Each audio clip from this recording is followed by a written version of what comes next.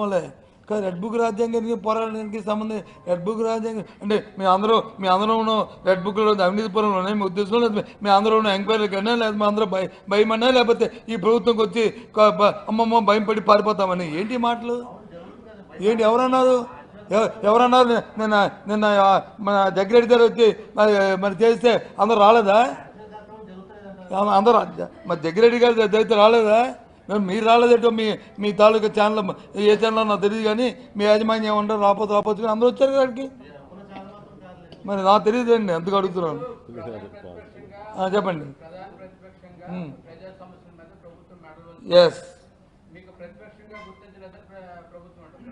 ప్రతిపక్షంగా నాకే జీవో ఇచ్చింది కదా బస్సు అపోజిషన్ లీడర్ అని నాకే ఇచ్చింది కదా జీవో నువ్వు గుర్తించ నాకే ఇచ్చింది కదా జీవో కౌన్సిల్లో నేను అపోజిషన్ లీడర్ అని లీడర్ ఆఫ్ అపోజిషన్ మరి గుర్తించబోతుంది నాకెందుకు ఇస్తారు జీవో 40 వీళ్ళెవరండి గుర్తించడానికి 40% మంది ప్రజలు మాకు ఓటు ఇచ్చారండి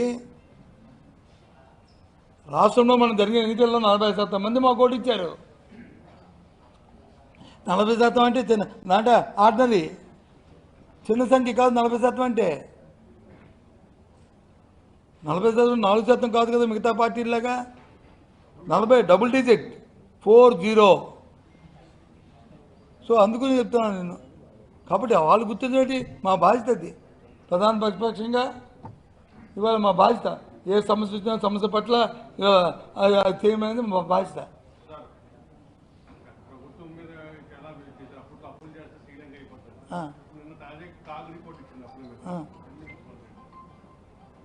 మనకు తెలుసు కదా బాసు అప్పుడు వచ్చి చేస్తే అమ్మో సొమాని అయిపోద్ది శ్రీలంక అయిపోద్ది బంగ్లాదేశ్ అయిపోద్ది ఇప్పుడు 1,59,000 కోట్ల రూపాయలు దేశ చరిత్రలో ఏ రాష్ట్రం కూడా స్వాతంత్రం వచ్చిన తర్వాత చేయలే మేమున్నా సరే 5 సంవత్సరాల్లో వాళ్ళు ఇచ్చిన లెక్కల ప్రకారం వాళ్ళు ఇచ్చిన రిపోర్టుల ప్రకారం సుమారు 4,30,000 కోట్ల రూపాయలు అయింది 5 సంవత్సరాలకి వాళ్ళు చేసిన అప్పులతో కలిపి అందులో వాళ్ళు చేసిన అప్పటికి ఉన్న అప్పు వచ్చి తీసేస్తే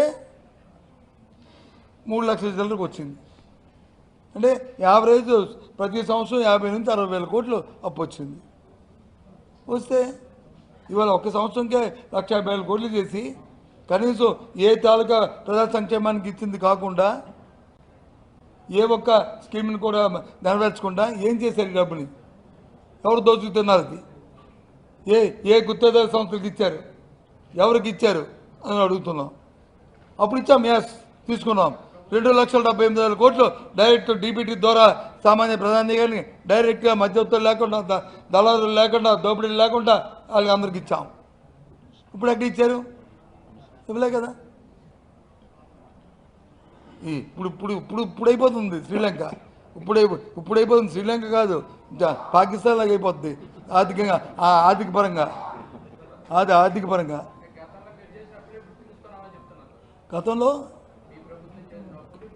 గతంలో మేము చేసిన అప్పులు యావరేజ్ని అంతకుముందు ప్రభుత్వం వాళ్ళు చేయకుండా ఉండి మేము చేసిన ఇది కంటిన్యూ ప్రాసెస్ ప్రభుత్వం అనేది మనం జనరేట్ అన్నారు కదా సంపద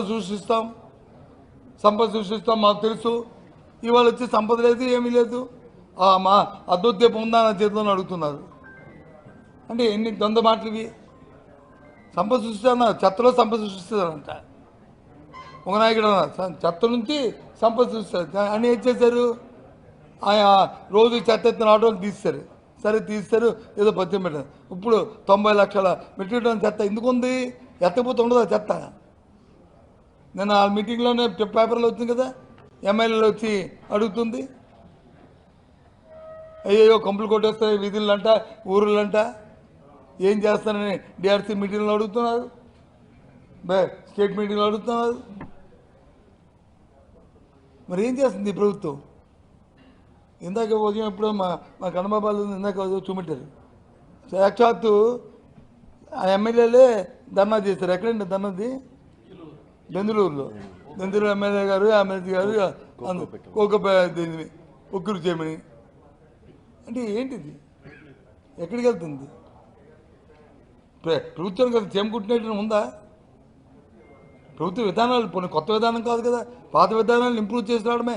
ఎక్కడైనా చిన్న లీకేజ్ ఉన్నా, ఎక్కడైనా చిన్న అందులో చిన్న అలసత్వం ఉన్నా దాన్ని ఇంప్రూవ్ చేసి దాన్ని తీసుకెళ్ళాలి.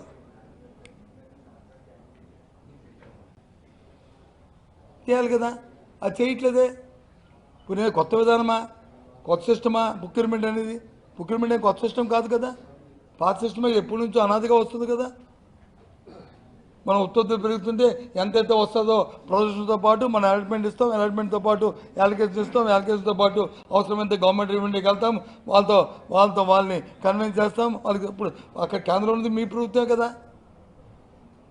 ఇప్పుడు కేంద్రంలో మీకేమైనా ప్రతిపక్షం కాదు కదా ఉన్న ప్రభుత్వం. మరి ఏమైంది మీ తాలూకా ఇటు పని ఎందుకు చేయలేకపోతున్నారు అంటే మీకు దాని మీద చిత్తశుద్ధి లేదు, ఆ విషయం పట్ల మీకు కమిట్మెంట్ లేదు. అది మీకు అర్థమవుతుంది. కమిట్మెంట్ చూస్తుంటే మీకు తెలియపోయిన అధికారులైనా సజెషన్ ఇస్తారు. అడిగారే మీరు ఎంతసేపు ఏమైనా పోలీసులు కేసులు శిక్షలు వాళ్ళ మీద ఇవి పెట్టి అవి చేద్దామని చెప్పని ఇది అన్నారా? మన టీవీలో చూస్తాను. హెలికాప్టరా? 3 కాదు ఒకటే, 3 కాదు ఒకటే, 3 కావాలి వాళ్ళకి. ప్రస్తుతానికి ఒకటి కొంటున్నారు. వాళ్ళకి కావాల్సిన 3 ముందు ఒకటి కొంటున్నారు, తర్వాత ఇంకా మిగతా ఇద్దరికి. ఏం సార్ నేను చెప్తాను, చంద్రబాబు నాయుడు గారు ఎప్పుడు అధికారంలో ఉన్నా, ఇప్పుడే కాదు అంతకుముందు 2014-19 మధ్యలో ఉన్నా, లేదు ఉమ్మడి రాష్ట్రంలో ఉన్నా, అప్పుడు అంతకుముందు ప్రపంచ బ్యాంక్ నుంచి అప్పు తీసుకొచ్చాడు. ఏం చేశాడు? పౌడర్లకి, స్నోవులకి, మేకప్లకి ఖర్చు పెట్టాడు. అవునా కదా? ఇది దాంట్లో ఇది నేనేమి కొత్తగా మాట్లాడుతున్న మాటలు ఏది కాదు.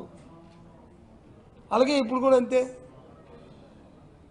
ఊరకనే కన్స్ట్రక్టివ్గా ప్రొడక్టివిటీ వచ్చేది ఏ కార్యక్రమాన్ని ఈ డబ్బుతో చేస్తున్నారో చెప్పనండి. మమ్మల్ని అడిగితే మేము చెప్తాం, మీరు అడిగారంటే ప్రశ్న అడిగితే మేము చెప్తాం. ఎస్, ఇగో ఈ రాష్ట్రంలో వచ్చి ప్రతి జిల్లాలో ఒక ప్రభుత్వ మెడికల్ కళాశాలని మేము చేస్తాం. సూపర్ స్పెషాలిటీ హాస్పిటల్కి అంకురార్పణ చేస్తాం.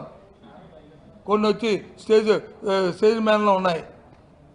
ఈ రాష్ట్రంలో ఏదైతే సుదీర్ఘమైన తీర ప్రాంతం ఉందో కాబట్టి తీర ప్రాంతంలో పోర్టులు రావాలని ఈ పోర్టులకు వచ్చి ప్రారంభించాం. దాంతోపాటు ఫిషింగ్ హార్బర్స్ పెట్టాం. ఆ కార్యక్రమాన్ని చేస్తాం. ఇవన్నీ మేము చెప్తాం. భోగాపురం ఇంటర్నేషనల్ ఎయిర్పోర్ట్కి వచ్చి అంకురార్పణ చేస్తాం. దానికి కావాల్సిన ల్యాండ్ చేస్తాం, దానికి కావాల్సిన కార్యక్రమాన్ని చేస్తాం. ఆ ప్రాంతాన్ని ఎలివేషన్ రావడానికి కార్యక్రమం చేస్తాం. ఇవన్నీ మేము చేసినవి. ఇవి మేమేమి దాచుకొని చెప్తున్నవి కాదు, అబద్ధాలు కాదు. ఏ ఒక్కటి నా అబద్ధం చెప్పను. ఎందుకంటే రేపు అబద్ధం చెప్పామనుకోండి, ఇంకా మీరు అడిగారనుకోండి, నేను తలదించుకోవాలి. ఆ తలదించుకునే పరిస్థితి తీసుకురావాలి.